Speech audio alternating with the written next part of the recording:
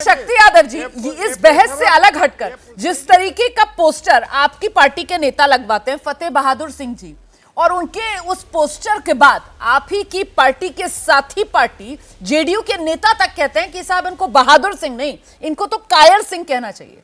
Sir, वो इस पूरी की पूरी डिबेट को, विमर्श को कहां लेकर जा रहे हैं? मतलब वो आस्था और अंधविश्वास के बीच फर्क भी नहीं कर पा रहे हैं आपकी पार्टी के नेता शक्ति यादव जी। रोमाना जी, अगर विधायक के सवालों को अलग व्याख्या अगर मीडिया कर रहा है तो उनका विषय है, और मैंने शुरू से कहा और हमारी पार्टी की स्पष्ट मान्यता है, हम हर धर्मों का आदर करते हैं।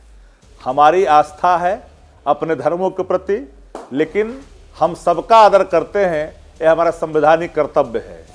और यही कारण है कि हर धर्मावलंबियों का सम्मान भी पार्टी के नेताओं को ये क्यों नहीं समझा पाते हैं? प्रतिबद्ध और आपकी पार्टी के इकलौते नेता नहीं है। इससे पहले वो चंद्रशेखर साहब शिक्षा मंत्री, उन्होंने क्या बयान दे दिया? मतलब सर, एक के बाद एक जगदानंद सिंह, वो कह रहे हैं टीका लगाकर घूमने वाले उन्हीं को वो कटघरे में खड़ा कर रहे हैं। नहीं, आप ही को सुनना है मुझे, इसीलिए मैं आपको सिर्फ याद दिला रही हूँ कि आपकी पार्टी में बार बार ऐसे डिफॉल्टर्स सामने आ रहे हैं, आप पल्ला नहीं झाड़ सकते हैं। नहीं, मैं सारे सवालों का जवाब देने के लिए बैठा हूं, और मैं बड़ी ईमानदारी से कह रहा हूं कि हर धर्मावलंबी अपने धर्मों के प्रति प्रतिबद्ध होता है, लेकिन वही धर्म का मानने वाला सही व्यक्ति है जो हर धर्मों का आदर करता है।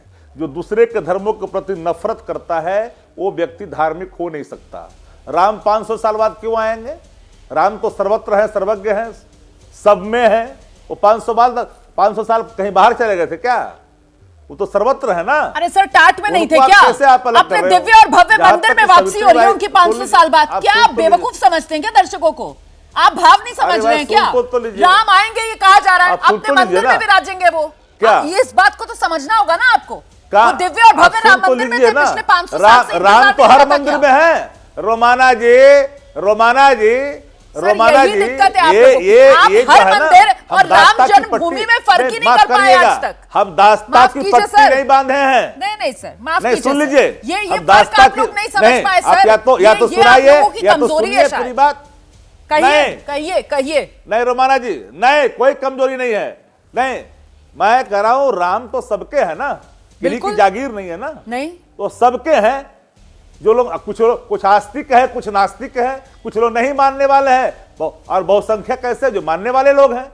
लेकिन अभी व्यक्ति पर कोई पहरा लगा नहीं सकता। लेकिन व्याख्या की जो बात सावित्रीबाई फुले के संदर्भ में अगर कोई कह रहा है कि कलम दो, पढ़ने की उसको अवसर दो ताकि वो समझ सके चीजों को और प्रबुद्ध होकर करके, प्रवीण होकर करके आगे बढ़े, अगर इस दिशा में सावित्रीबाई फुले को अगर कोट कर रहा है तो धर्म विरोधी कैसे हो सकता है? नहीं, मैं बताती हूँ धर्म विरोधी कैसे हो सकता है। सिर्फ सावित्रीबाई फुले को यहाँ पर कोट करने की बात नहीं है, पूरा बयान आपने सुना।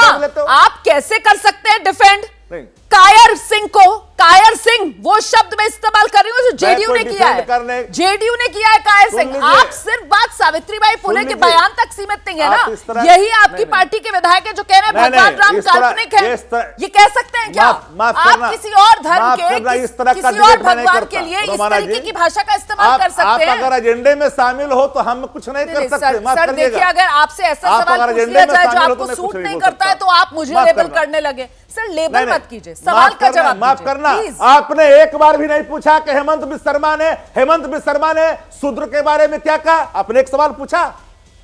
देवी देवताओं के बारे में शराब और विस्की से तुलना की भाजपा नेताओं ने, उत्तर प्रदेश के लोगों ने कोई सवाल पूछा? सवाल तो मैं पूछ रहा हूं। मैं तो कह रहा हूं कि अभी व्यक्ति जिस रूप में अगर कोई दिया है ठेस पहुंचाने वाला, हमारी आप तो बड़ी संयम से अपनी बात रखते हैं ना। आपको पता है सर, जब भी इस तरीके की घटनाएं होती हैं हम सामने आते हैं और सवाल पूछते हैं सर।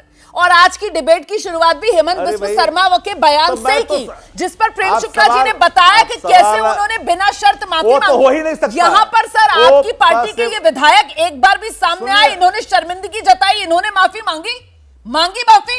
उल्टा आप यहाँ पर बैठकर उनको डिफेंड कर रहे हैं। वाजपेयी जी, मैं डिफेंड नहीं कर रहा, पहले सुननी होगी आपकी बात। आप डिफेंड कर रहे हैं। मैं क्या सुनूं सर आपको? मैंने कहा आप गोल पोस्ट बदल रहे हैं। ये गोल पोस्ट बदल रहे हैं। नहीं, आप गोल पोस्ट बदल रहे हैं। आप मुझे बता रहे हैं कि मैं क्या चर्चा करूं, आप मुझे बता रहे हैं मैं आपसे क्या सवाल पूछूं, आप मुझे कह रहे हैं मैं एजेंडा चला रही हूं, आपको मेरा सवाल पसंद नहीं आ रहा है तो आप मुझे लेबल कर देंगे। ये तरीका नहीं। रोमाना जी ये नहीं तरीका ठीक है। नहीं सर, आप फर्क अगर नहीं कर पा रहे हैं देश के हर मंदिर में और राम जन्मभूमि में, तो मेरी गलती नहीं है ना सर, ये रोमाना इसार खान की गलती नहीं है। अगर शक्ति यादव जी फर्क नहीं कर पा रहे हैं किसने देश के एक राम मंदिर में और राम जन्मभूमि में जहां दिव्य भव्य राम मंदिर बन रहा है।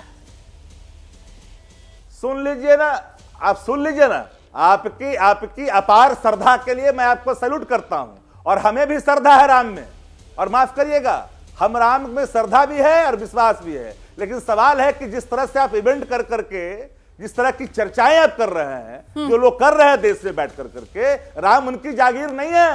राम गांव में भी है, कस्बों में है, टोलों में है, घरों में है।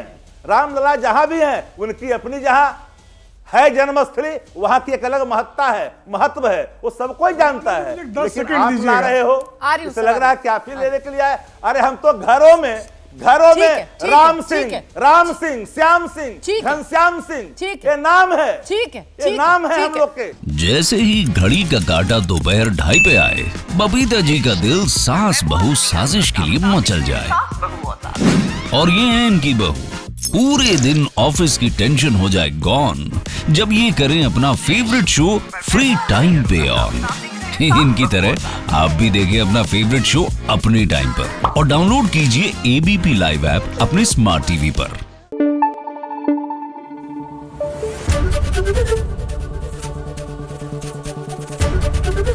एबीपी न्यूज आपको रखे आगे।